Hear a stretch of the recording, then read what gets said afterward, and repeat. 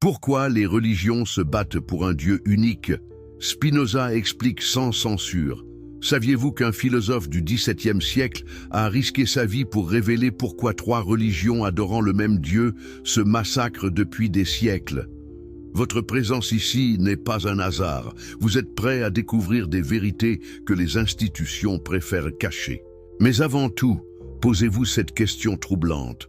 Comment est-il possible que judaïsme, christianisme et islam, qui vénèrent littéralement le même Dieu d'Abraham, se soient entretués pendant des millénaires? La réponse que Baruch Spinoza a donnée était si dangereuse qu'elle lui a coûté sa famille, sa communauté et presque sa vie. L'homme qui a osé défier toutes les religions. Imaginez un jeune homme brillant de 23 ans, promis à un avenir doré dans la communauté juive d'Amsterdam. Baruch Spinoza avait tout, une famille respectée, une éducation exceptionnelle, l'admiration de ses pairs. Pourtant, le 27 juillet 1656, dans la synagogue portugaise d'Amsterdam, retentit la plus terrible des condamnations. Maudit soit-il le jour, maudit soit-il la nuit, maudit soit-il quand il se couche et quand il se lève. Que s'était-il passé? Qu'avait donc dit ce jeune homme pour mériter une excommunication si violente que même sa famille fut contrainte de l'abandonner? Spinoza avait commis le crime impardonnable. Il avait osé poser les questions que personne ne devait poser. Pensez-vous vraiment qu'un Dieu infini et parfait a besoin d'être défendu par la haine humaine? Cette question simple allait bouleverser l'Europe intellectuelle et révéler l'une des hypocrisies les plus monumentales de l'histoire religieuse. Amsterdam, dans les années 1650, était un carrefour unique au monde. Des juifs séfarades chassés d'Espagne côtoyaient des protestants hollandais, des catholiques en exil, des philosophes de toute l'Europe. Dans cette effervescence intellectuelle, le jeune Spinoza découvrit quelque chose de troublant. Toutes ces communautés religieuses, malgré leurs différences apparentes, partageaient la même obsession malsaine pour l'exclusivité divine. Mais comment un jeune marchand de fruits séchés en était-il arrivé à remettre en question l'ordre religieux établi? L'histoire commence bien avant sa naissance, dans les flammes de l'Inquisition espagnole et les exodes forcés qui façonnèrent sa famille. Les grands-parents de Spinoza avaient fui le Portugal où ils vivaient comme nouveaux chrétiens.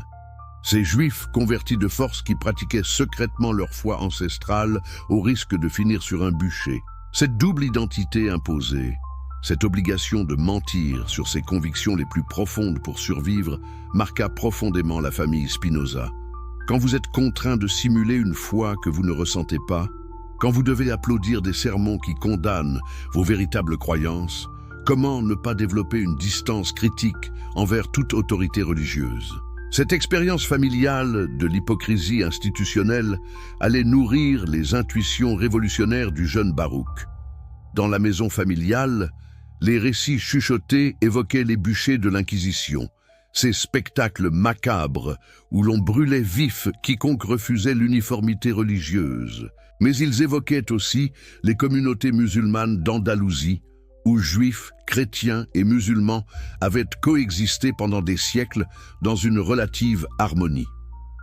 N'est-ce pas étrange que cette coexistence pacifique ait été détruite précisément par ceux qui prêchaient l'amour divin? Cette contradiction frappa le jeune Spinoza. Comment des religions prêchant la paix et l'amour pouvaient-elles générer tant de haine et de violence? À Amsterdam, Spinoza fréquentait la bibliothèque de la synagogue portugaise, l'une des plus riches d'Europe.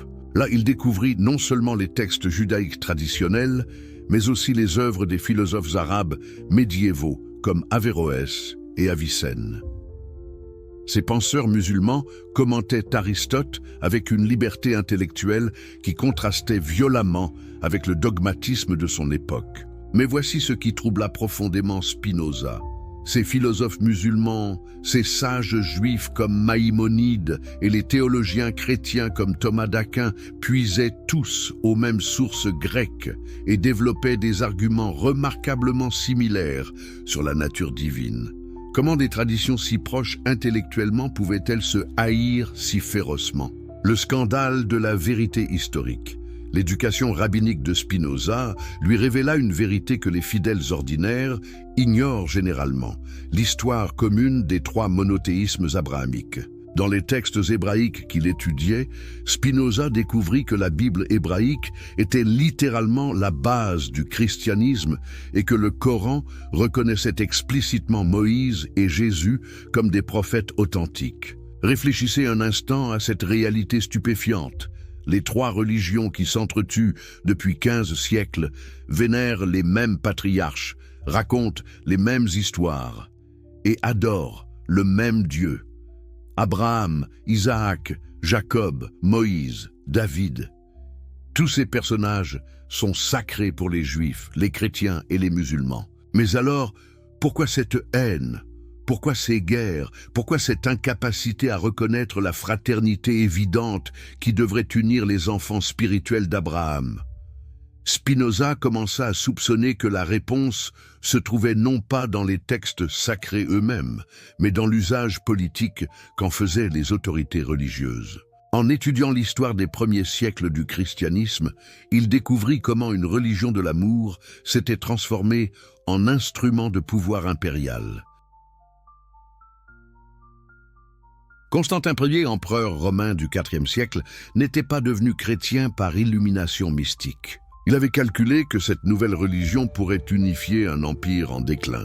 Mais pour instrumentaliser le christianisme, il fallait le transformer.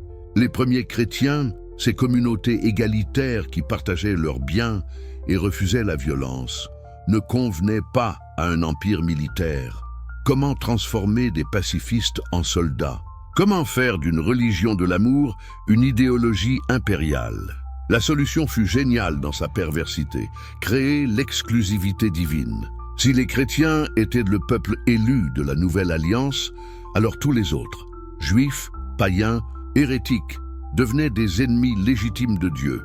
Cette instrumentalisation du divin pour des fins politiques ne s'arrêta pas au christianisme. Quand l'islam émergea au 7e siècle, il reproduisit exactement le même schéma. Mohamed et ses successeurs utilisèrent la légitimité religieuse pour unifier les tribus arabes et construire un empire. Là encore, une spiritualité authentique fut détournée en machine de guerre. Mais voici le détail qui révolta Spinoza. Dans ses conquêtes, l'islam respectait initialement les gens du livre, juifs et chrétiens. Ces derniers étaient considérés comme des frères égarés, non comme des infidèles absolus. Cette tolérance relative prouve que la haine religieuse n'est pas théologique mais politique. L'anatomie de la manipulation religieuse, en analysant les textes sacrés avec les outils de la philologie naissante, Spinoza découvrit des preuves troublantes de manipulations historiques. La Bible hébraïque qu'il étudiait contenait des anachronismes flagrants, des contradictions internes, des traces d'éditions multiples. Comment des textes dictés par Dieu pouvaient-ils présenter de telles incohérences? Prenons un exemple concret qui stupéfia Spinoza. Le Deutéronome raconte la mort de Moïse dans des détails que Moïse lui-même n'aurait jamais pu connaître. Moïse mourut dans le pays de Moab. Personne n'a connu son sépulcre jusqu'à ce jour. Moïse était âgé de 120 ans quand il mourut. Sa vue n'était point affaiblie et sa vigueur n'était point passée. Comment Moïse aurait-il pu écrire le récit de sa propre mort? Cette contradiction évidente prouvait que les textes avaient été rédigés et remaniés bien après les événements qu'ils décrivent. Mais si c'était le cas, qui étaient les véritables auteurs? Et quels étaient leurs intérêts? Spinoza comprit que les textes sacrés étaient des palimpsestes, des parchemins réécrits de multiples fois pour servir différents agendas politiques. Chaque génération de scribes avait ajouté, supprimé, modifié, selon les besoins du pouvoir de leur époque. Cette découverte était révolutionnaire et dangereuse. Si les textes sacrés étaient des productions humaines évolutives, alors leur autorité absolue s'effondrait. Les prêtres, rabbins et imams perdaient leur monopole sur l'interprétation divine. Chaque croyant devenait potentiellement capable de comprendre Dieu directement. Mais Spinoza alla plus loin. Il étudia non seulement les textes, mais aussi les circonstances historiques de leur rédaction. Il découvrit que la plupart des révélations divines coïncidaient étrangement avec des crises politiques ou des besoins de légitimation du pouvoir. L'Exode, ce récit fondateur du peuple juif, fut probablement rédigé pendant l'exil babylonien pour maintenir l'identité nationale d'un peuple déraciné. Les évangiles furent écrits des décennies après la mort de Jésus, dans des communautés qui cherchaient à se distinguer du judaïsme traditionnel. Le Coran fut compilé sous les califes omeyyades qui avaient besoin de légitimer leur empire. Dans chaque cas, la parole divine servait merveilleusement les intérêts terrestres de ceux qui la proclamaient. Cette coïncidence systématique ne pouvait être fortuite. La machine a créé des ennemis, mais pourquoi créer des divisions religieuses plutôt que de l'unité? Spinoza découvrit que la division était plus profitable politiquement que l'union. Un groupe uni autour d'un ennemi commun est plus facile à contrôler qu'un groupe uni par l'amour. Observez l'histoire. Quand les chrétiens manquaient d'ennemis extérieurs, ils en créaient à l'intérieur. Les hérésies, ces déviations doctrinales souvent minimes, permettaient de maintenir la cohésion par la peur et l'exclusion. Cathares, Vaudois, Hussites, autant de groupes massacrés non pour leurs crimes, mais pour leurs différences théologiques. Les Juifs médiévaux firent de même. Quand Maïmonide proposa une vision rationnelle du judaïsme, il fut accusé d'hérésie par les traditionalistes. Quand les kabbalistes développèrent leur mystique, ils furent rejetés par les rationalistes. Même au sein d'une communauté minoritaire et persécutée, la tentation de l'exclusion restait irrésistible. L'islam ne fit pas exception. À peine Mohammed mort, ses successeurs se déchirèrent pour le pouvoir. Sunnites contre chiites, orthodoxes contre soufis, littéralistes contre philosophes. Chaque faction prétendait détenir la vérité exclusive et déclarait les autres égarés. Cette propension à la division révéla à Spinoza une loi psychologique fondamentale. Les humains préfèrent souvent haïr ensemble plutôt qu'aimer séparément. La haine unit plus facilement que l'amour car elle demande moins d'efforts moraux et intellectuels. Haïr un groupe extérieur dispense de se remettre en question. Cela offre une explication simple à tous les problèmes. Si nous souffrons, c'est à cause de ces méchants qui nous persécutent. Cette logique victimaire permet d'éviter toute introspection critique. Le choc de l'excommunication, le 27 juillet 1656, restera gravé comme l'un des moments les plus dramatiques de l'histoire intellectuelle occidentale. Ce jour-là, dans la synagogue portugaise d'Amsterdam-Bondé, retentit le RM le plus sévère jamais prononcé contre un membre de la communauté. Imaginez la scène. Baruch Spinoza, 23 ans, se tenant debout face aux dirigeants de sa communauté. Autour de lui, des visages qu'il connaît depuis l'enfance se détournent avec dégoût. Sa propre famille, contrainte par la pression sociale, fait semblant de ne plus le reconnaître. Le texte de l'excommunication était d'une violence inouïe. Maudit soit-il le jour, maudit soit-il la nuit, maudit soit-il quand il se couche et quand il se lève, maudit soit-il quand il sort et quand il entre. Que l'Éternel ne lui pardonne jamais, que la colère et l'indignation de l'Éternel s'embrasent désormais contre cet homme. Pourquoi une telle violence? Qu'avait donc fait Spinoza pour mériter cette condamnation apocalyptique? Officiellement, il était accusé d'opinions épouvantables et de monstrueux délits, mais aucun détail ne fut donné. Le vague de l'accusation était révélateur. Spinoza était condamné non pour des actes précis, mais pour sa manière de penser. Les dirigeants de la communauté avaient compris le danger que représentait ce jeune homme. Ces questions innocentes en apparence sapètent les fondements de leur autorité. Si les textes sacrés étaient des productions humaines, si les révélations divines servaient des intérêts politiques, alors que restait-il du pouvoir rabbinique? Mais voici le détail le plus révélateur. L'excommunication de Spinoza fut approuvée par les autorités chrétiennes d'Amsterdam. Protestants et juifs, pourtant adversaires théologiques, s'unirent contre celui qui remettait en question l'autorité religieuse en général. Cette alliance tactique confirma les intuitions de Spinoza sur la nature politique des divisions religieuses. Quand leur pouvoir commun était menacé, les clercs de différentes confessions oubliaient miraculeusement leur querelle doctrinale pour faire bloc contre le libre penseur. L'excommunication ne brisa pas Spinoza. Elle le libéra. Privé de sa communauté d'origine, mais refusé par les autres, il fut contraint de forger sa propre voie intellectuelle. Cette solitude forcée devint le terreau de sa philosophie révolutionnaire. Déshérité, rejeté par sa famille, Spinoza choisit la pauvreté matérielle pour préserver sa richesse intellectuelle. Il apprit le métier de polisseur de lentilles pour survivre. Métier symbolique pour un homme qui passait sa vie à polir les idées reçues pour y révéler leur vraie nature. Dans sa modeste maison de Rijnsburg, puis de La Haye, Spinoza développa une vision du divin qui réconciliait enfin raison et spiritualité. Pour lui, Dieu n'était pas un roi jaloux réclamant des adorateurs exclusifs, mais la nature elle-même dans sa perfection mathématique. Cette conception révolutionnaire supprimait d'un coup toutes les raisons de conflits religieux. Si Dieu est la nature, alors étudier les lois naturelles devient la plus haute forme de théologie. Si Dieu se manifeste également dans toutes les cultures, alors aucune ne peut revendiquer l'exclusivité divine. Mais cette vision harmonieuse était trop dangereuse pour être tolérée. Elle menaçait tous les privilèges cléricaux, tous les pouvoirs religieux établis. Spinoza le savait et accepta consciemment de payer le prix de sa lucidité.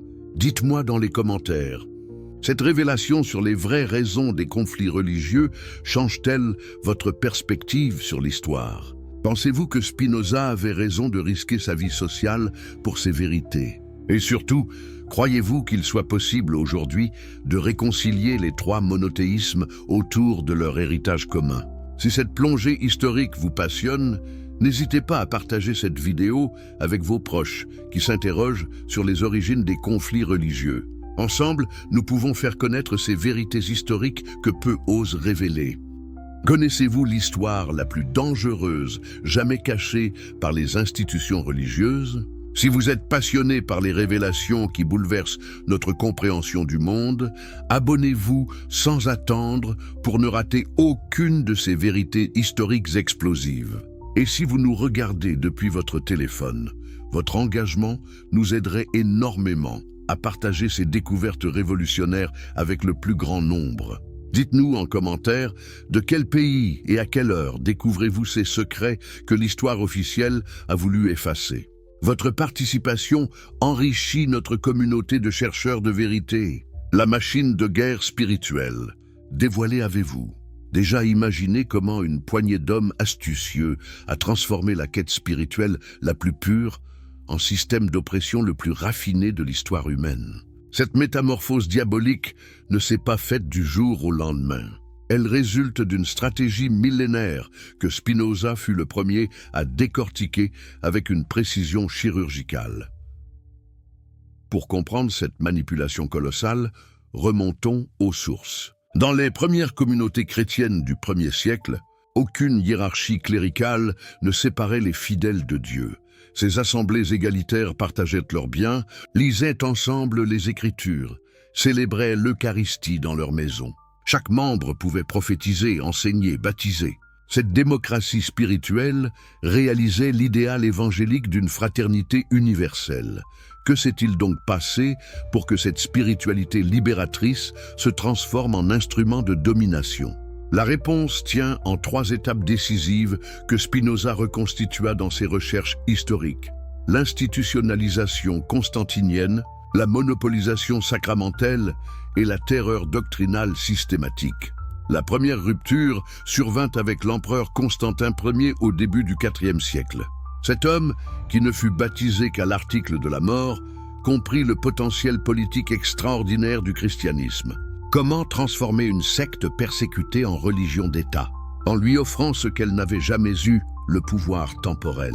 Cette alliance contre nature entre l'Église et l'Empire pervertit immédiatement la mission spirituelle originelle.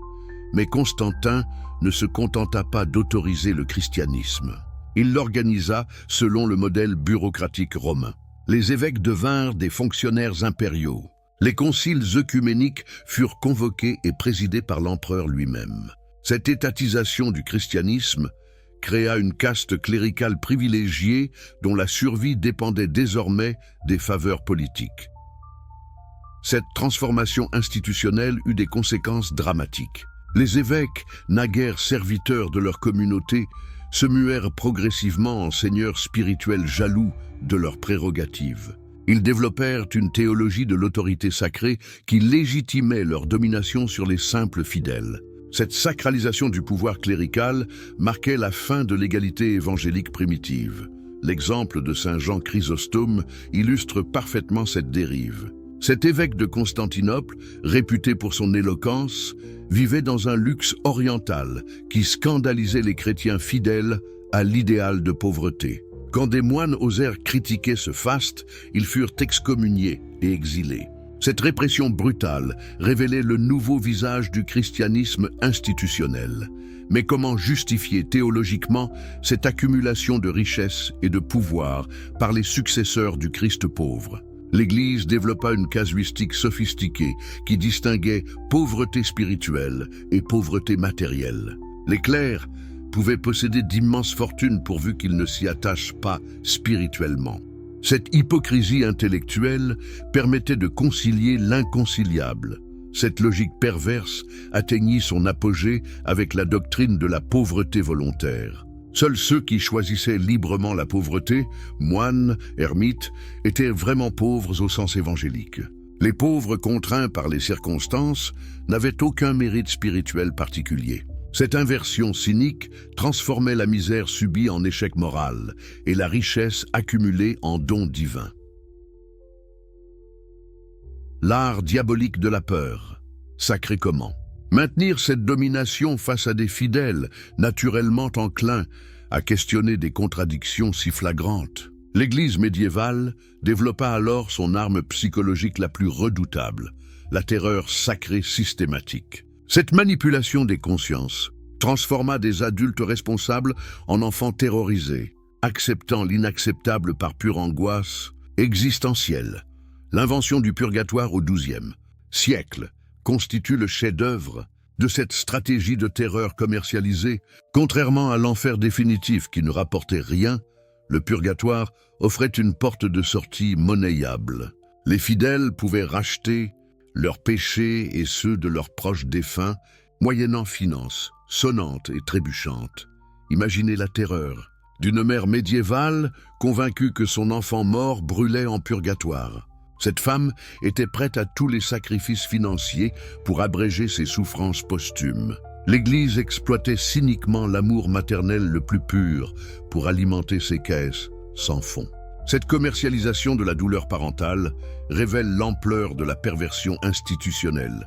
Les indulgences plénières et ces remises de peine spirituelles vendues par l'Église illustrent parfaitement cette économie de l'angoisse. En 1117, le dominicain Johann Tetzel parcourait l'Allemagne en proclamant son slogan devenu tristement célèbre « Dès que l'argent résonne dans la caisse, l'âme s'élève vers le ciel ». Cette phrase scandaleuse résumait parfaitement la dégénérescence spirituelle dénoncée par Spinoza. Mais d'où venait l'autorité de l'Église pour vendre ainsi le salut divin? De sa prétention à détenir les clés du royaume des cieux confiées par Jésus à Pierre. Cette interprétation abusive d'une métaphore évangélique créait un monopole spirituel absolu. Seuls les clercs ordonnés pouvaient ouvrir ou fermer les portes du paradis. Cette dépendance sacramentelle totale réduisait les fidèles à l'état de mineurs spirituels, perpétuels. Cette infantilisation systématique passait par l'interdiction faite aux laïcs de lire directement les Écritures. La Bible était réservée au clergé latin lettré. Les fidèles n'accédaient aux textes sacrés que par la médiation cléricale obligatoire. Cette censure spirituelle garantissait l'impossibilité de toute vérification critique des enseignements officiels. Quand Wycliffe osa traduire la Bible en anglais au XIVe siècle, l'Église réagit avec une violence inouïe. Ses traductions furent brûlées, publiquement. Ses disciples furent persécutés, torturés, exécutés. Son cadavre même fut exhumé et brûlé pour l'exemple. Cet acharnement posthume révélait l'ampleur de la menace que représentait l'accès direct aux sources scripturaires. Pourquoi l'Église redoutait-elle tant que les fidèles lisent par eux-mêmes les évangiles? Parce que cette lecture révélait immédiatement la contradiction entre le message du Christ et les pratiques institutionnelles. Comment concilier heureux les pauvres avec l'opulence vaticane? Comment harmoniser aimer vos ennemis avec les croisades meurtrières? Cette dissonance cognitive menaçait tout l'édifice de légitimation cléricale, l'Inquisition, terreur d'État, sacralisée face à la montée des contestations. L'Église développa son instrument de répression le plus terrifiant, l'Inquisition. Cette police spirituelle, créée officiellement pour lutter contre l'hérésie, devint rapidement un système de terreur généralisé visant à atomiser la société en individus isolés et soumis. L'Inquisition espagnole, établie en 1478 par les rois catholiques, représente l'apogée de cette institutionnalisation de l'horreur sacrée. Officiellement destinée à débusquer les faux convertis juifs et musulmans, elle servait en réalité à créer un climat de suspicion permanente où personne ne se sentait à l'abri d'une dénonciation mortelle. Thomas de Torquemada, le premier grand inquisiteur, fit brûler plus de 2000 personnes en 15 ans de service. Ces victimes n'étaient pas des criminels de droit commun, mais des hommes et des femmes coupables uniquement de penser différemment. Comment des disciples du Christ, prince de la paix, en étaient-ils arrivés à cette barbarie systématique? La réponse réside dans la logique totalitaire que développa l'Inquisition. Il ne suffisait plus de conformer ses actes à la doctrine officielle, il fallait conformer ses pensées les plus intimes. Cette prétention à contrôler l'intériorité humaine marquait une rupture anthropologique majeure dans l'histoire occidentale. Les méthodes inquisitoriales révèlent l'ampleur de cette ambition totalitaire. La torture était systématiquement employée pour arracher des aveux de culpabilité. Les accusés devaient dénoncer leurs complices sous peine de châtiments aggravés. Cette logique de la délation généralisée brisait tous les liens sociaux et familiaux. Plus pervers encore, l'Inquisition pratiquait le secret absolu. L'accusé ne connaissait ni ses accusateurs, ni les charges précises retenues contre lui. Il devait spontanément avouer ses crimes sous peine d'être considéré comme impénitent et livré aux bras séculiers pour exécution. Cette procédure kafkaïenne avant la lettre réduisait la défense à néant. L'autodafé, cérémonie publique de remise des condamnés aux autorités civiles pour exécution, constituait l'apogée spectaculaire de cette terreur sacrée. Ces grands-messes de la mort, organisées comme des fêtes populaires, visaient à terroriser les foules par la démonstration publique du sort réservé aux dissidents. Mais voici le détail le plus révélateur de la perversité inquisitoriale. L'Église prétendait ne jamais verser le sang. Elle se contentait de relaxer les hérétiques impénitents aux autorités civiles en recommandant leur clémence. Cette hypocrisie juridique permettait aux clercs de tuer tout en gardant les mains propres formellement. Cette schizophrénie institutionnelle révélait la mauvaise conscience profonde de l'Église. Elle savait pertinemment que ces pratiques contredisaient l'esprit évangélique, mais elle les justifiait par la nécessité de sauver les âmes des fidèles tentés par l'erreur. Cette logique du salut forcé légitimait tous les crimes au nom de la charité chrétienne. La manipulation systématique des Écritures, comment l'Église légitimait-elle? Théologiquement, ces violences manifestent au nom d'un Dieu d'amour. Par la manipulation systématique des textes sacrés, crime intellectuel peut être plus grave encore que les persécutions physiques, car il corrompait les sources, même de la spiritualité chrétienne. Cette falsification herméneutique ne procédait pas par suppression ou ajout de passage, mais par sélection tendancieuse et interprétation abusive. L'Église choisissait dans les Écritures les versets qui servaient ses intérêts tout en ignorant ceux qui les contredisaient. Cette lecture partiale transformait la Bible en arsenal idéologique au service du pouvoir clérical. L'exemple de l'antisémitisme chrétien illustre parfaitement cette perversion exégétique. Jésus était juif, ses apôtres étaient juifs, les premiers chrétiens étaient juifs. Comment cette religion née dans le judaïsme devint-elle antisémite? Cette transformation ne fut ni accidentelle ni théologique, mais délibérément politique. Quand le christianisme devint religion d'État romain, il fallut distinguer les bons juifs, convertis et soumis, des mauvais juifs, fidèles à leur tradition ancestrale. Cette distinction arbitraire justifiait les persécutions tout en préservant l'héritage biblique dont le christianisme avait besoin et pour sa légitimité historique. Les pères de l'Église développèrent alors la Théologie de la substitution. Les chrétiens devenaient le véritable Israël, tandis que les Juifs charnels perdaient leur statut de peuple élu. Cette appropriation identitaire permettait de revendiquer l'héritage abrahamique tout en diabolisant ses détenteurs originels. Saint Jean Chrysostome, vénéré aujourd'hui encore comme docteur de l'Église, prêchait contre les Juifs dans des homélies d'une violence inouïe. Les Juifs sont des animaux impurs, des boucs lascifs, des porcs immondes qui ne connaissent qu'une chose, se remplir le ventre et s'enivrer. Ces paroles haineuses, prononcées par un saint canonisé, montrent l'intégration de l'antisémitisme dans la doctrine chrétienne officielle. Cette diabolisation systématique culmina avec l'accusation de crimes rituels. Les Juifs étaient accusés de tuer des enfants chrétiens pour utiliser leur sang dans leurs rites pascaux. Cette calomnie grotesque était pourtant démentie par la loi juive, qui interdit formellement la consommation de sang, mais elle justifiait pogroms et expulsions à travers toute l'Europe chrétienne. L'affaire de Simon de Trente en 1475 révèle les mécanismes de cette fabrication haineuse. Un enfant chrétien ayant disparu pendant la Pâque, les Juifs locaux furent immédiatement accusés de l'avoir tué rituellement. Sous la torture, ils avouèrent ce crime imaginaire. 15 d'entre eux furent exécutés. L'enfant fut canonisé par l'Église. Cette sanctification du mensonge révèle l'ampleur de la corruption institutionnelle, mais cette manipulation scripturaire ne visait pas seulement les Juifs. Chaque groupe social subissait le même traitement herméneutique intéressé. Les femmes furent infériorisées par des interprétations tendancieuses du récit d'Ève. Les esclaves furent maintenus dans leur chaîne par des citations décontextualisées de saint Paul. La révélation naturelle contre les dogmes. Artificiels face à cette corruption généralisée des institutions religieuses, Spinoza proposa une révolution spirituelle radicale. Retrouver Dieu directement dans la nature, sans intermédiaires humains corrompus. Cette intuition géniale court-circuitait tous les pouvoirs cléricaux, en rendant chaque individu capable de communion divine immédiate. Cette approche révolutionnaire s'enracinait dans l'expérience personnelle de Spinoza. Exilé de sa communauté d'origine, il passait des heures à contempler les phénomènes naturels depuis sa modeste demeure de Reinsburg. Cette méditation quotidienne lui révéla une vérité stupéfiante.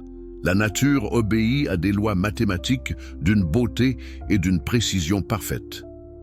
Observez un flocon de neige au microscope. Sa structure hexagonale révèle une géométrie d'une régularité absolue que nul artisan humain ne pourrait égaler. Étudiez le mouvement des planètes. Elles suivent des ellipses calculables, avec une ponctualité d'horloge cosmique qui défie l'imagination. Cette harmonie universelle ne témoigne-t-elle pas d'une intelligence créatrice infiniment supérieure aux dogmes humains? Pour Spinoza, étudier les lois naturelles revenait à lire directement dans les pensées de Dieu. Chaque découverte scientifique révélait un aspect de la sagesse divine inaccessible aux spéculations théologiques arbitraires. Cette approche empirique rendait obsolètes tous les intermédiaires religieux. Pourquoi écouter des prêtres faillibles quand on peut entendre Dieu lui-même parler à travers ses œuvres infaillibles? Cette révolution épistémologique terrifiait les autorités ecclésiastiques. Si chaque individu cultivé pouvait accéder directement à la vérité divine par l'observation rationnelle et l'expérimentation méthodique, que devenait le monopole clérical sur le salut? Cette démocratisation de l'accès au sacré menaçait tous les privilèges spirituels établis depuis. Constantin Galilée avait déjà esquissé cette voie révolutionnaire en déclarant que le livre de la nature est écrit en langue mathématique. Mais il avait cédé face aux menaces de l'Inquisition, abjurant publiquement ses découvertes pour sauver sa vie. Spinoza, lui, choisit courageusement d'aller jusqu'au bout de cette logique, acceptant l'exil social et l'opprobre public pour défendre sa vision libératrice. Isaac Newton, contemporain de Spinoza, développait parallèlement une physique mathématique qui révélait l'ordre rationnel sous-jacent au cosmos apparent. Ces lois universelles de la gravitation montraient comment tous les corps célestes, de la pomme qui tombe à la planète qui orbite, obéissent aux mêmes principes mathématiques. Cette unité structurelle de l'univers ne confirmait-elle pas l'unité divine proclamée par toutes les religions monothéistes? Mais voici la géniale intuition de Spinoza qui le distingue de Newton. Si Dieu s'exprime authentiquement à travers les lois naturelles immuables, alors il ne peut pas les violer arbitrairement par des miracles fantaisistes. Un Dieu cohérent et rationnel ne peut se contredire lui-même. Cette logique implacable réduisait à néant tous les récits surnaturels utilisés par les religions pour impressionner les foules crédules. Moïse séparant les eaux de la mer Rouge, Jésus marchant sur les flots, Mohammed voyageant de la Mecque à Jérusalem en une nuit. Ces récits merveilleux devaient être interprétés symboliquement comme expression poétique de vérité spirituelle, non littéralement comme description d'événements physiques réels, impossibles. Cette herméneutique rationnelle libérait les croyants sincères de l'obligation humiliante d'accepter aveuglément des histoires manifestement légendaires tout en préservant l'essence éthique profonde des traditions religieuses. On pouvait être authentiquement spirituel sans sacrifier son intelligence critique sur l'autel de la crédulité. Superstitieuse, pas l'économie spirituelle de la superstition, mais pourquoi les institutions religieuses préféraient-elles obstinément la superstition irrationnelle à cette spiritualité éclairée que proposait Spinoza? L'analyse sociologique du philosophe révéla que la superstition servait directement les intérêts matériels et politiques du clergé. Un peuple superstitieux demeure facilement manipulable, tandis qu'un peuple éclairé devient dangereusement autonome. L'exemple des reliques médiévales illustre parfaitement cette exploitation systématique de la crédulité populaire.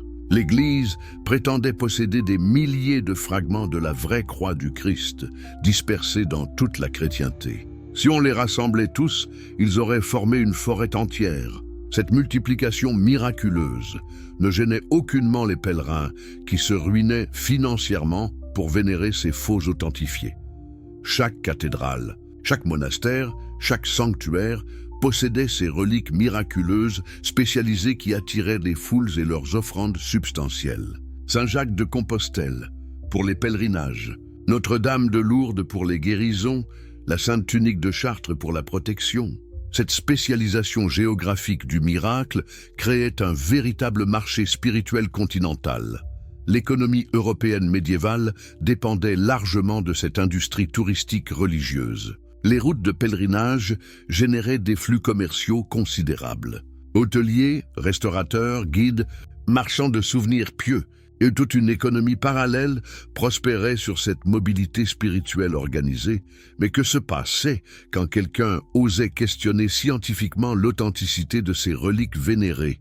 Il était immédiatement accusé de blasphème sacrilège et d'hérésie dangereuse. L'Église ne pouvait tolérer aucune enquête critique qui risquerait d'effondrer cette économie colossale, fondée sur la crédulité entretenue. Erasme de Rotterdam, l'humaniste hollandais, se moquait gentiment de ces superstitions dans son éloge de la folie. Il décrivait avec ironie des pèlerins vénérant pieusement le lait de la Vierge Marie, conservé miraculeusement liquide depuis 2000 ans, ou les plumes authentiques de l'archange Gabriel tombées lors de l'Annonciation. Cette satire érudite révélait l'absurdité de ces croyances. Sans les attaquer frontalement, Spinoza alla plus loin dans l'analyse en décortiquant les mécanismes psychologiques profonds de la superstition religieuse. Pourquoi des hommes par ailleurs intelligents et pragmatiques acceptent-ils si facilement de croire l'absolument incroyable? Parce que la superstition répond à des besoins émotionnels fondamentaux, besoin de merveilleux dans l'existence quotidienne, peur existentielle de la mort inéluctable, désir infantile de protection divine paternelle. Cette analyse psychologique révélait que les superstitions religieuses fonctionnaient exactement comme des drogues spirituelles sophistiquées. Elles procuraient un réconfort émotionnel immédiat et illusoire qui dispensait d'affronter courageusement la réalité parfois difficile. Cette fuite collective dans l'irrationnel affaiblissait systématiquement les capacités critiques et rendait les populations vulnérables à toutes les manipulations démagogiques. La science comme théologie. Authentique, cette critique radicale des superstitions ne menait pas Spinoza vers l'athéisme matérialiste, mais vers une spiritualité plus pure et plus exigeante, intellectuellement. Pour lui, la science moderne, naissante, constituait la forme la plus authentique de théologie, car elle étudiait directement l'œuvre divine sans préjugés dogmatiques préalables. Un botaniste qui étudie patiemment la structure d'une fleur découvre des merveilles de complexité et de beauté qui dépassent infiniment les plus sublimes spéculations mystiques. Un astronome qui calcule les orbites planétaires révèle un ordre mathématique d'une précision absolue qui témoigne d'une intelligence créatrice incomparable. Ces scientifiques sont des théologiens plus authentiques que bien des clercs professionnels. Cette révolution épistémologique renversait complètement la hiérarchie traditionnelle des savoirs. Au lieu de partir de révélations dogmatiques pour interpréter la nature, il fallait partir de l'observation naturelle pour comprendre le divin. Cette inversion méthodologique libérait la recherche spirituelle de tous les préjugés institutionnels accumulés par l'histoire. Cette approche scientifique de la spiritualité ne diminuait pas le sentiment religieux, mais l'approfondissait et le purifiait.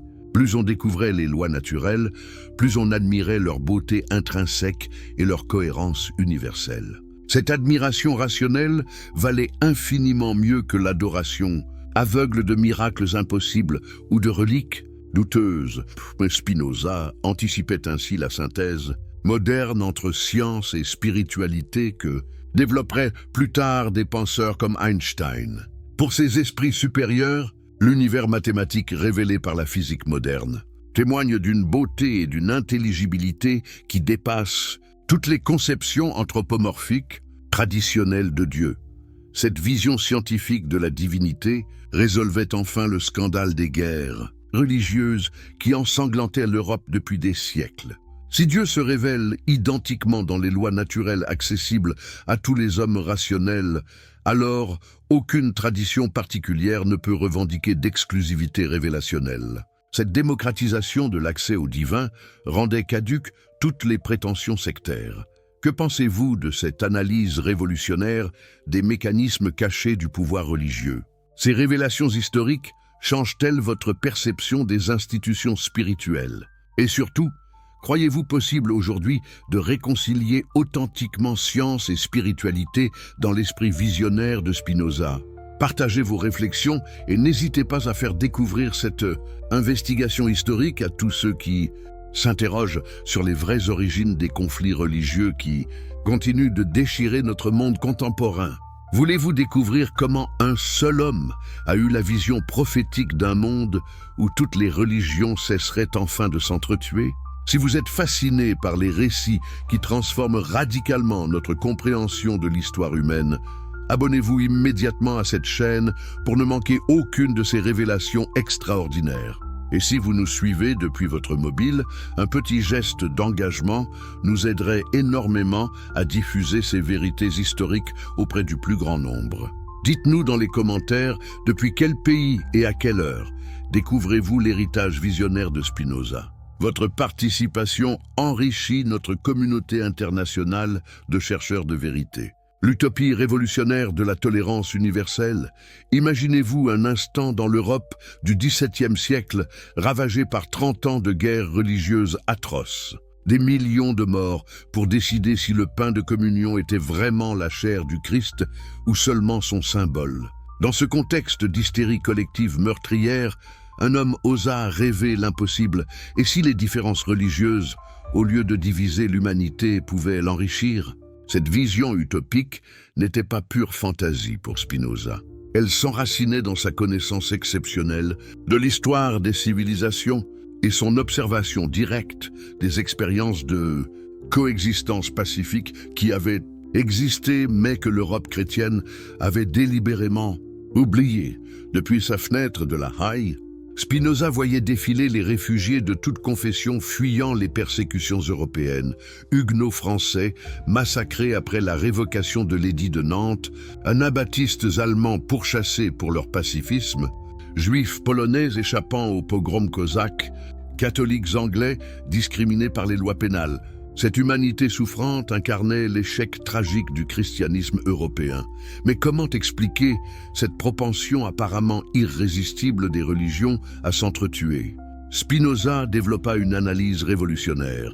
Ce n'était pas la foi authentique qui générait la violence, mais sa corruption institutionnelle par des clercs assoiffés de pouvoir temporel. Cette perversion transformait la quête spirituelle en lutte politique déguisée. Cette intuition géniale s'appuyait sur l'étude comparative des civilisations que permettait Amsterdam, port cosmopolite ouvert sur le monde entier. Les marchands de la compagnie des Indes rapportaient des récits fascinants sur des sociétés lointaines où la coexistence religieuse n'était pas seulement possible mais bénéfique pour tous. L'empire moghol de l'Inde offrait un exemple saisissant de cette harmonie interreligieuse. L'empereur Akbar le Grand, ce musulman éclairé du XVIe siècle, avait créé une religion syncrétique mêlant islam, hindouisme, christianisme, zoroastrisme et jaïnisme. Cette din-i-ilahi visait explicitement à réconcilier tous ces sujets dans une synthèse spirituelle universelle. Cette expérience extraordinaire n'était pas restée théorique. Sous le règne d'Akbar, l'Inde avait connu une prospérité économique et un rayonnement culturel exceptionnel. Hindous et musulmans collaboraient dans l'administration. Les temples et mosquées se construisaient côte à côte. Les mariages mixtes n'étaient pas rares dans l'aristocratie. Cette société plurielle démontrait concrètement la faisabilité du rêve spinoziste. Mais pourquoi cette coexistence harmonieuse s'était-elle interrompue sous les successeurs d'Akbar? Parce que les orthodoxies religieuses, menacées par ce syncrétisme réussi, avaient organisé la reconquête idéologique. Les mollahs musulmans dénoncèrent les innovations hérétiques. Les brahmanes hindous se raidirent dans leur tradition. Cette réaction conservatrice détruisit progressivement l'œuvre de tolérance akbarienne. Cette trajectoire historique révélait une loi sociologique fondamentale découverte par Spinoza. Les expériences de tolérance religieuse échouent généralement par l'opposition conjointe des clergés menacés dans leurs privilèges, non par l'incompatibilité intrinsèque des doctrines. Cette analyse déplaçait la responsabilité des conflits des croyants vers leurs dirigeants spirituels.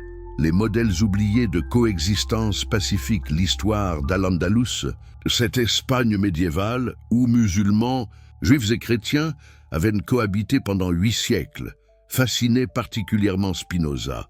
Comment cette coexistence exceptionnelle avait-elle été possible? Pourquoi s'était-elle effondrée si brutalement avec la Reconquista catholique? La réponse résidait selon lui dans 2 conceptions radicalement opposées de la vérité religieuse. Les califes omeyyades et abbassides, confiants dans la supériorité de leur foi, n'éprouvaient aucune insécurité face aux autres traditions. Cette assurance spirituelle permettait une tolérance pragmatique. Pourquoi persécuter des gens du livre qui adoraient le même Dieu avec des rituels différents? Cette confiance théologique se traduisait par une politique d'ouverture culturelle remarquable. Les traducteurs de Bagdad transmettaient Aristote et Platon au monde islamique. Les médecins juifs soignaient les califes musulmans. Les philosophes chrétiens débattaient dans les universités de Cordoue. Cette émulation interculturelle produisit l'âge d'or de la civilisation hispano-arabe. Inversement, les rois catholiques espagnols qui reconquirent l'Andalousie doutaient secrètement de leur légitimité spirituelle. Comment justifier la destruction d'une civilisation manifestement plus raffinée que la leur, en diabolisant l'autre pour sacraliser sa propre cause? Cette insécurité fondamentale expliquait la violence fanatique de la Reconquista. Cette analyse psychologique révélait une loi fondamentale découverte par Spinoza. Plus une religion est sûre de sa vérité, plus elle peut tolérer la contradiction. Inversement, les croyances fragiles se défendent par la violence et l'exclusion systématique. Cette logique explique pourquoi les périodes de doute religieux coïncident avec les pics de persécution. L'exemple de l'Inquisition espagnole confirme brillamment cette théorie. Pourquoi cette institution répressive naquit-elle précisément au moment où l'Espagne triomphait militairement de ses ennemis? Parce que cette victoire externe masquait une crise spirituelle profonde. En expulsant juifs et musulmans, L'Espagne catholique perdait ses plus grands savants, ses artisans les plus habiles, ses commerçants les plus prospères. Cette autodestruction collective révélait la nature autophage du fanatisme religieux. En cherchant la pureté doctrinale absolue, les fanatiques détruisent la diversité humaine qui enrichit leur société. Cette logique suicidaire explique le déclin rapide de l'Espagne après 492. Comment un empire qui se privait volontairement de ses élites intellectuelles et économiques pouvait-il rester compétitif face à des rivaux plus ouverts? L'Empire ottoman offrait un contre-modèle fascinant de gestion pragmatique de la diversité religieuse. Le système du millet permettait à chaque communauté confessionnelle de s'autogouverner selon ses propres lois tout en participant loyalement à l'ensemble impérial. Juifs, chrétiens orthodoxes, arméniens, tous conservaient leurs institutions spécifiques sous la protection du sultan. Cette décentralisation religieuse prévenait efficacement les conflits confessionnels qui ensanglantaient l'Europe contemporaine. Pourquoi les Ottomans pratiquaient-ils cette tolérance que refusaient obstinément les Européens? Parce que leur islam originel était théologiquement moins exclusiviste que le christianisme constantinien. Le Coran reconnaissait explicitement juifs et chrétiens comme gens du livre, partageant une révélation divine commune. Cette reconnaissance théologique facilitait la coexistence pratique. Si Dieu lui-même avait parlé à Moïse et à Jésus avant Mohammed, comment les musulmans auraient-ils pu nier totalement la valeur de ces révélations antérieures? Cette logique inclusive contrastait avec l'exclusivisme chrétien, qui ne reconnaissait aucune validité aux autres traditions. La leçon orientale de sagesse, plurielle. Exemple chinois troublait encore davantage les certitudes européennes sur la nécessité de l'uniformité religieuse.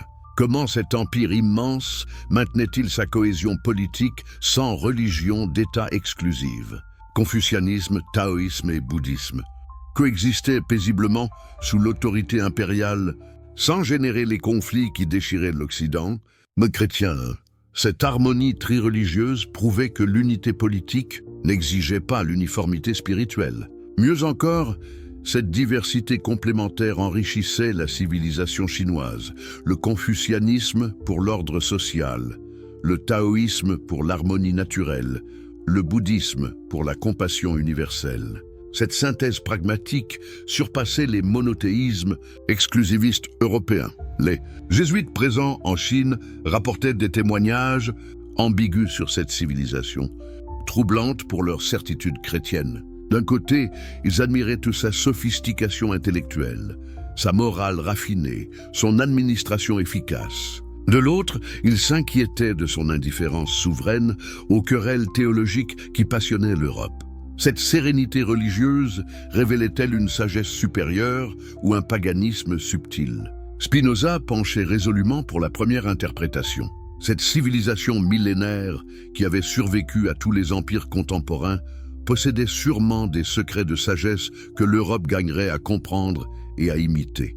Sa stabilité exceptionnelle ne résultait-elle pas précisément de cette tolérance religieuse que l'Europe refusait obstinément? Cette analyse comparative révélait l'isolement tragique de l'Europe chrétienne dans le concert des civilisations. Partout ailleurs, la diversité spirituelle était gérée avec pragmatisme et bénéfice mutuel. Seule l'Europe s'acharnait dans des guerres fratricides au nom de nuances théologiques souvent insignifiantes. Cette exception européenne témoignait-elle d'une supériorité spirituelle ou d'une arriération civilisationnelle? La réponse de Spinoza était sans ambiguïté. L'Europe chrétienne s'était fourvoyée depuis Constantin en instrumentalisant la religion pour des fins politiques. Cette perversion originelle expliquait son incapacité chronique à gérer pacifiquement la pluralité confessionnelle. Seul un retour aux sources spirituelles authentiques pourrait guérir cette pathologie historique. L'expérience hollandaise de liberté contrôlée. Mais Spinoza n'avait pas besoin de regarder vers l'Orient pour observer les bienfaits pratiques de la tolérance religieuse. Les Provinces-Unies hollandaises offraient sous ses yeux un laboratoire grandeur nature de coexistence confessionnelle européenne. Comment cette petite république maritime était-elle devenue la première puissance commerciale du continent? La réponse tenait en un mot révolutionnaire, tolérance. Tandis que l'Espagne, la France et l'Angleterre se saignaient aux quatre veines dans des guerres de religion stériles, la Hollande accueillait méthodiquement tous les réfugiés religieux et les transformait en richesse nationale. Cette politique d'ouverture ne relevait pas de l'idéalisme humanitaire, mais du pragmatisme économique le plus calculé. Guillaume d'Orange avait compris une vérité économique que ses contemporains ignoraient. Dans l'économie moderne naissante, la diversité humaine constituait un avantage concurrentiel décisif. Chaque vague de réfugiés apportait ses compétences spécialisées, ses techniques innovantes, ses réseaux commerciaux internationaux. Cette immigration massive de talents persécutés transformait Amsterdam en métropole cosmopolite, rivalisant avec Londres et Paris. Les banquiers juifs séfarades, chassés d'Espagne et du Portugal, finançaient les expéditions commerciales vers les Indes orientales. Les artisans protestants, fuyant les persécutions françaises, développaient de nouvelles techniques manufacturières dans les textiles et la métallurgie. Les savants de toute confession, attirés par la liberté intellectuelle, enrichissaient les universités de Leyde et d'Amsterdam. Cette effervescence créatrice ne se limitait pas à l'économie matérielle. Elle révolutionnait aussi la vie intellectuelle et artistique. Dans les salons d'Amsterdam, se côtoyait quotidiennement cette restriction révélait la nature, encore essentiellement pragmatique, plutôt qu'idéaliste de la tolérance hollandaise.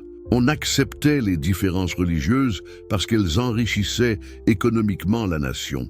Mais on rejetait les positions philosophiques qui remettaient en cause le consensus spirituel minimal jugé nécessaire à la cohésion sociale et à la stabilité politique. La vision prophétique d'une humanité. Réconcilier cette expérience hollandaise, malgré ses limites conservatrices, inspirait à Spinoza une vision prophétique encore plus audacieuse. Et si l'humanité entière adoptait progressivement cette logique de tolérance créatrice, ne pourrait-on imaginer un monde futur où la diversité religieuse, au lieu de générer des conflits meurtriers, stimulerait l'émulation spirituelle et l'enrichissement culturel mutuel? Cette utopie n'était pas pure fantaisie romantique pour Spinoza.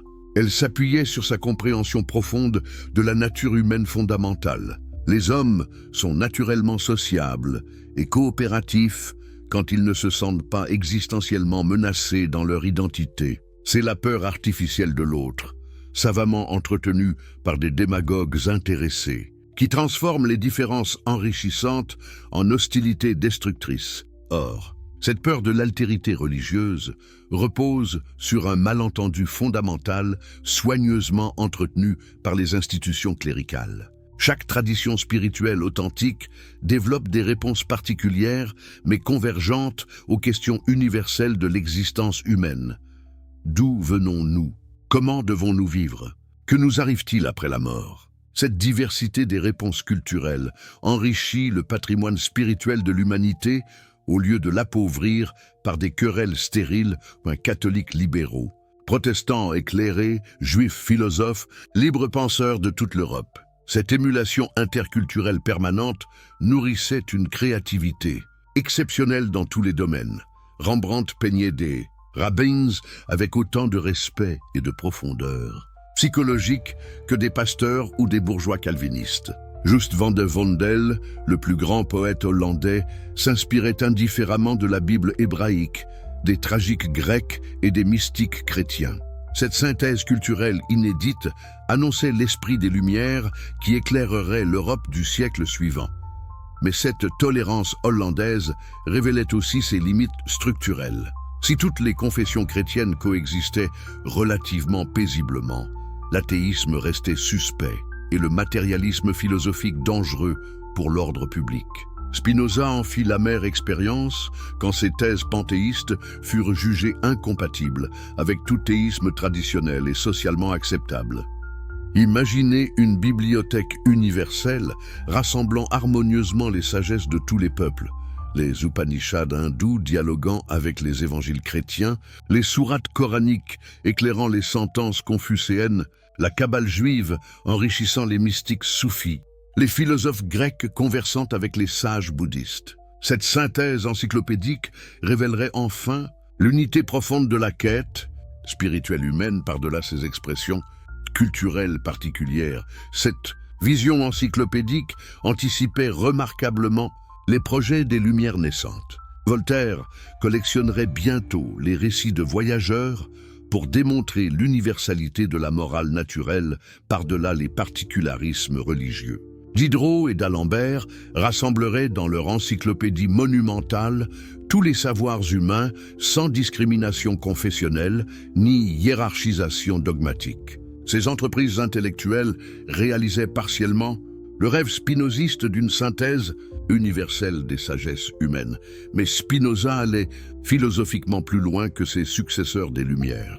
Tandis que Voltaire méprisait souvent les religions populaires comme superstitions obscurantistes bonnes pour les masses ignorantes, Spinoza reconnaissait leurs valeurs spirituelles authentiques quand elles étaient intelligemment débarrassées de leurs scories institutionnelles accumulées. Cette attitude plus respectueuse permettait un dialogue véritable entre traditions différentes plutôt qu'une condescendance élitiste. Cette différence d'approche explique pourquoi la philosophie des Lumières, malgré sa générosité théorique proclamée, échoua souvent dans la pratique concrète de la tolérance. En méprisant les croyances populaires traditionnelles, les philosophes se coupaient psychologiquement des masses qu'ils prétendaient éclairer pour leur bien.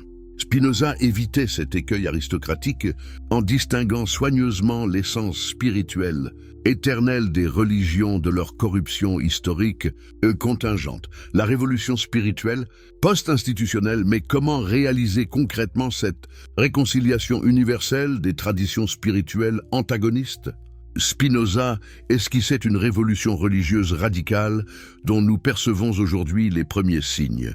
L'émergence progressive d'une spiritualité post-institutionnelle où chaque individu construirait librement son rapport personnel au divin en puisant créativement dans le patrimoine universel de l'humanité sacrée. Cette religion de l'avenir conserverait scrupuleusement l'essentiel éthique des traditions historiques éprouvées, tout en abandonnant résolument leurs prétentions exclusivistes héritées des luttes de pouvoir temporelles. On pourrait ainsi méditer profondément les psaumes de David sans haïr automatiquement les musulmans, pratiquer authentiquement la compassion bouddhique sans rejeter systématiquement le christianisme, étudier passionnément la science grecque sans renier aveuglément la révélation hébraïque. Cette synthèse personnalisée était-elle réellement réalisable ou restait-elle pure utopie intellectuelle? L'exemple de certains esprits supérieurs de l'époque prouvait déjà sa faisabilité concrète. Big de la Mirandole avait tenté courageusement de concilier platonisme, aristotélisme et kabbale dans une synthèse philosophique audacieuse. Marcille Ficin traduisait inlassablement Platon et Hermès Trismégiste pour les réconcilier harmonieusement avec le christianisme renaissant. Ces tentatives renaissance annonçaient prophétiquement la révolution spirituelle que prévoyait Spinoza pour l'avenir de l'humanité. Mais elle restait tragiquement limitée aux élites cultivées ayant accès aux bibliothèques et aux universités.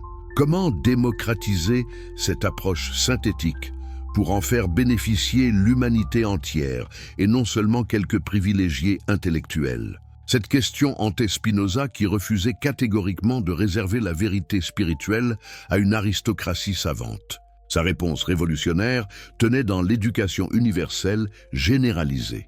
Si tous les hommes, sans exception, accédaient progressivement aux lumières de la raison critique et à la connaissance comparative des différentes traditions spirituelles, ils découvriraient naturellement leur unité fondamentale sous-jacente aux différences superficielles. Cette confiance démocratique dans les capacités spirituelles humaines ordinaires distinguait radicalement Spinoza des élitistes de son époque qui réservaient la philosophie aux happy few.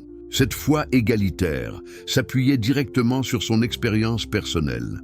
Fils de marchand moyen, éduqué dans une communauté minoritaire et persécuté, Spinoza avait développé sa philosophie révolutionnaire sans privilèges sociaux particuliers. S'il lui avait pu s'élever à cette vision universaliste, pourquoi d'autres hommes de bonne volonté n'en seraient-ils pas également capables? Cette conviction égalitaire explique l'optimisme historique foncier de Spinoza malgré les persécutions quotidiennes qu'il subissait personnellement.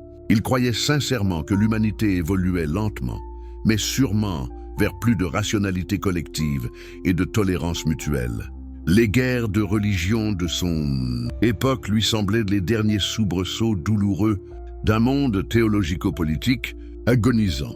L'émergence de l'éthique universelle, cette évolution vers la tolérance généralisée, n'était pas pour Spinoza un simple progrès politique, contingent mais une nécessité éthique fondamentale inscrite dans la nature humaine même. Comment peut-on prétendre sincèrement aimer Dieu tout en haïssant systématiquement ses créatures les plus nobles? Cette contradiction logique flagrante révélait l'hypocrisie spirituelle profonde des fanatismes religieux qui se prétendaient être pieusement orthodoxes. L'analyse spinoziste révélait une loi morale implacable vérifiée par l'histoire.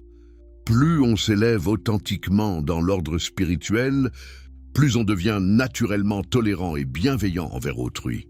Inversement, l'intolérance militante et la cruauté organisée trahissent toujours un niveau spirituel médiocre, malgré les apparences trompeuses de piété ostentatoire. Cette hiérarchie éthique objective renversait complètement les valeurs officielles établies de son époque. Les saints authentiques de toute tradition confirmaient empiriquement cette règle universelle. François d'Assise dialoguait pacifiquement avec le sultan d'Égypte Malik al-Kamil en pleine 5e croisade meurtrière. Jalal ad-Din Ruma, le grand mystique soufi, célébrait l'amour divin universel dans des vers d'une beauté poétique accessible à tous les cœurs sincères. Ces figures lumineuses transcendaient spontanément les clivages confessionnels artificiels par leur rayonnement spirituel authentique. Cette convergence remarquable des saints prouvait l'existence objective d'une éthique universelle sous-jacente à toutes les religions particulières, digne de ce nom. Amour désintéressé, compassion active, justice impartiale, recherche de vérité. Ces valeurs fondamentales étaient spontanément reconnues par tous les systèmes spirituels authentiques. Cette base commune permettait un dialogue fructueux par-delà les différences doctrinales secondaires. Mais pourquoi cette éthique universelle évidente était-elle si souvent obscurcie par des querelles sectaires sanglantes? Spinoza identifiait clairement les responsables. Les institutions religieuses bureaucratisées qui instrumentalisaient cyniquement la foi populaire pour des fins de pouvoir temporel exclusif. Ces clérocraties sacrées avaient un intérêt matériel direct à maintenir les divisions confessionnelles pour préserver leurs privilèges sociaux et leur monopole spirituel. Cette analyse institutionnelle expliquait parfaitement pourquoi les mystiques authentiques étaient si souvent persécutés par leurs propres églises officielles. Maître Eckhart fut inquiété par l'Inquisition catholique pour ses audaces spéculatives.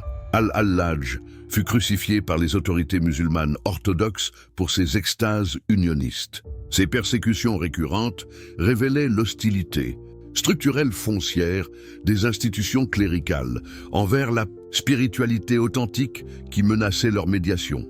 Obligatoire, cette logique perverse transformait paradoxalement les religions organisées en obstacles majeurs à la religion véritable. Plus une institution se bureaucratisait et se hiérarchisait, plus elle s'éloignait mécaniquement de sa mission spirituelle originelle pour se consacrer prioritairement à sa reproduction institutionnelle. Cette entropie organisationnelle inévitable expliquait la nécessité cyclique, historique de réformes périodiques et de révolutions religieuses régénératrices, la liberté spirituelle comme droit humain fondamental observant.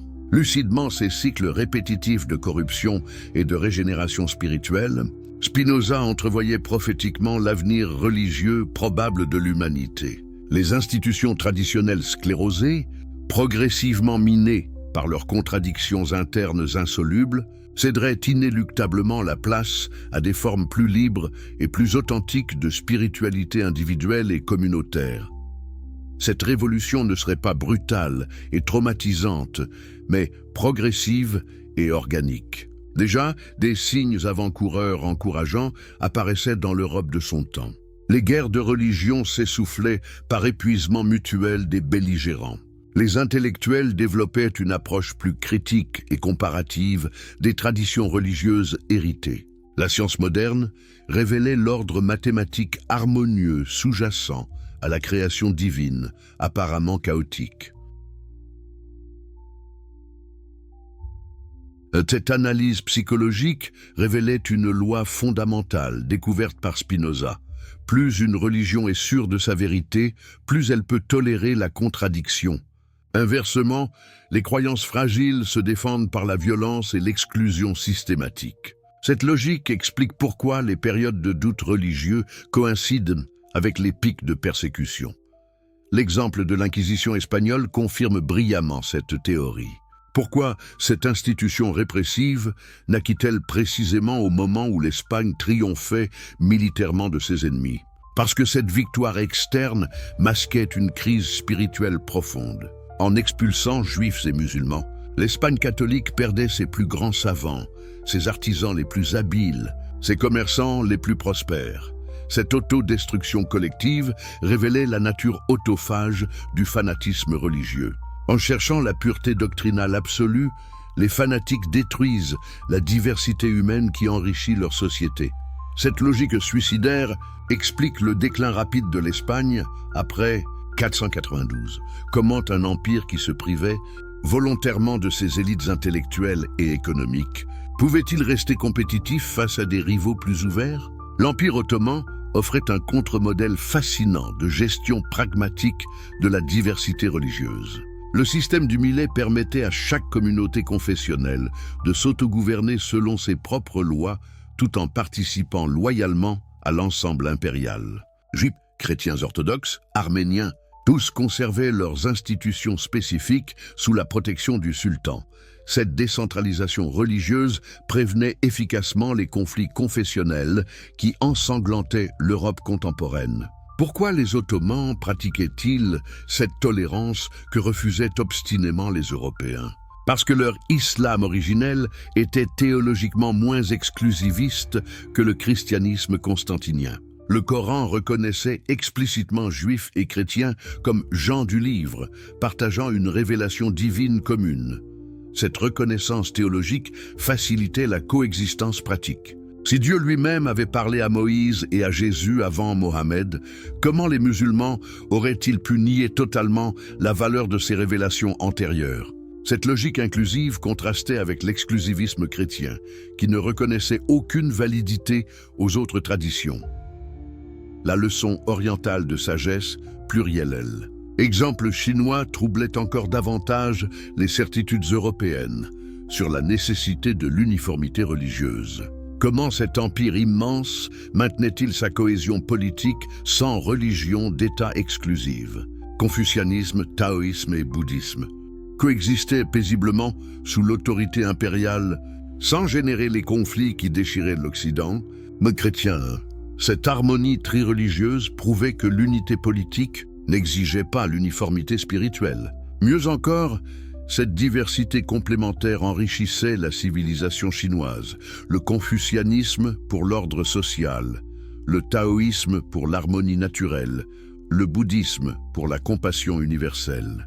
Cette synthèse pragmatique surpassait les monothéismes exclusivistes européens. Les jésuites présents en Chine rapportaient des témoignages ambigus sur cette civilisation, troublante pour leur certitude chrétienne. D'un côté, ils admiraient toute sa sophistication intellectuelle, sa morale raffinée, son administration efficace. De l'autre, ils s'inquiétaient de son indifférence souveraine aux querelles théologiques qui passionnaient l'Europe. Cette sérénité religieuse révélait-elle une sagesse supérieure ou un paganisme subtil? Spinoza penchait résolument pour la première interprétation. Cette civilisation millénaire qui avait survécu à tous les empires contemporains possédait sûrement des secrets de sagesse que l'Europe gagnerait à comprendre et à imiter. Sa stabilité exceptionnelle ne résultait-elle pas précisément de cette tolérance religieuse que l'Europe refusait obstinément? Cette analyse comparative révélait l'isolement tragique de l'Europe chrétienne dans le concert des civilisations. Partout ailleurs, La diversité spirituelle était gérée avec pragmatisme et bénéfice mutuel. Seule l'Europe s'acharnait dans des guerres fratricides au nom de nuances théologiques souvent insignifiantes. Cette exception européenne témoignait-elle d'une supériorité spirituelle ou d'une arriération civilisationnelle? La réponse de Spinoza était sans ambiguïté. L'Europe chrétienne s'était fourvoyée depuis Constantin en instrumentalisant la religion pour des fins politiques. Cette perversion originelle expliquait son incapacité chronique à gérer pacifiquement la pluralité confessionnelle.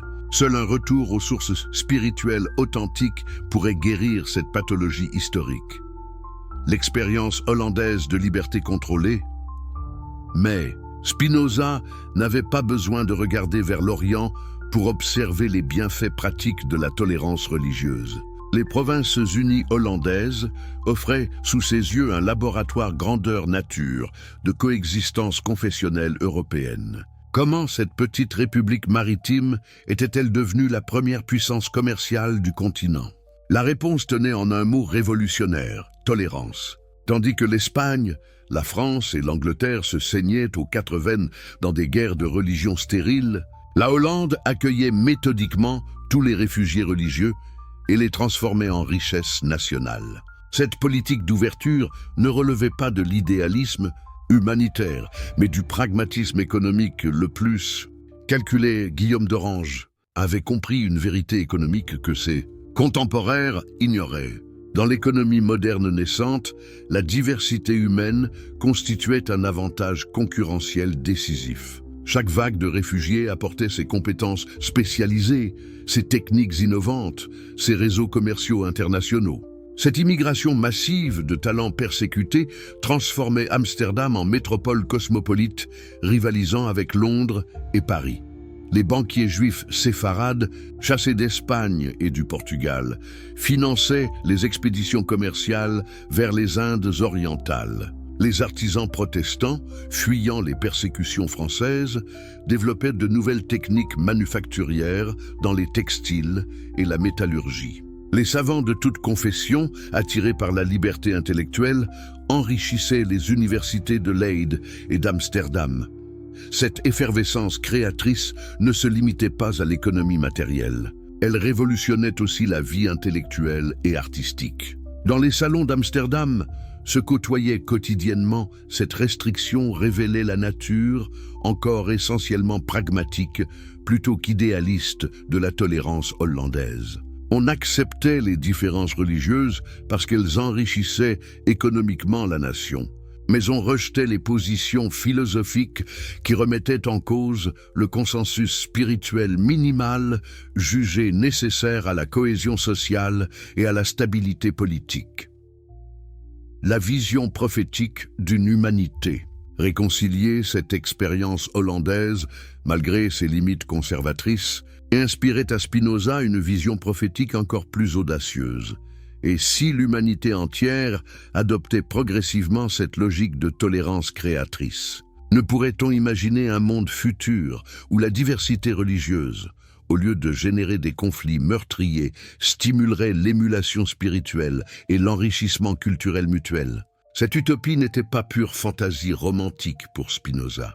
Elle s'appuyait sur sa compréhension profonde de la nature humaine fondamentale. Les hommes sont naturellement sociables et coopératifs quand ils ne se sentent pas existentiellement menacés dans leur identité. C'est la peur artificielle de l'autre, savamment entretenue par des démagogues intéressés, qui transforment les différences enrichissantes en hostilités destructrices. Or, cette peur de l'altérité religieuse repose sur un malentendu fondamental soigneusement entretenu par les institutions cléricales.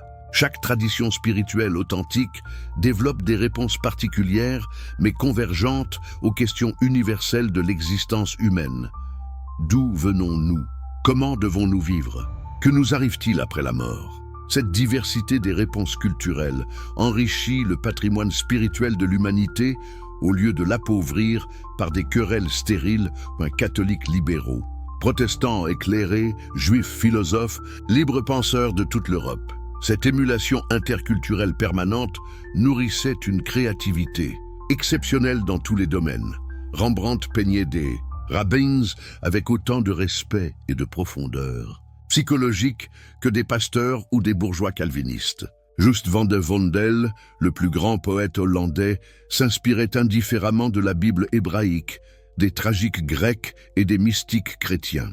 Cette synthèse culturelle inédite annonçait l'esprit des Lumières qui éclairerait l'Europe du siècle suivant.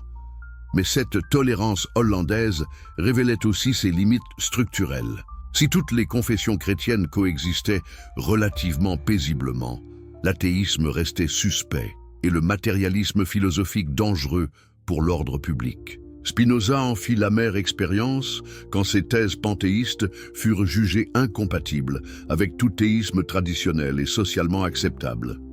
Imaginez une bibliothèque universelle rassemblant harmonieusement les sagesses de tous les peuples, les Upanishads hindous dialoguant avec les évangiles chrétiens, les sourates coraniques éclairant les sentences confucéennes, la Kabbale juive enrichissant les mystiques soufis, les philosophes grecs conversant avec les sages bouddhistes. Cette synthèse encyclopédique révélerait enfin l'unité profonde de la quête, spirituelle humaine par-delà ses expressions culturelles particulières. Cette vision encyclopédique anticipait remarquablement les projets des Lumières naissantes. Voltaire collectionnerait bientôt les récits de voyageurs pour démontrer l'universalité de la morale naturelle par-delà les particularismes religieux. Diderot et d'Alembert rassembleraient dans leur encyclopédie monumentale tous les savoirs humains sans discrimination confessionnelle ni hiérarchisation dogmatique. Ces entreprises intellectuelles réalisaient partiellement le rêve spinoziste d'une synthèse universelle des sagesses humaines. Mais Spinoza allait philosophiquement plus loin que ses successeurs des Lumières. Tandis que Voltaire méprisait souvent les religions populaires comme superstitions obscurantistes bonnes pour les masses ignorantes, Spinoza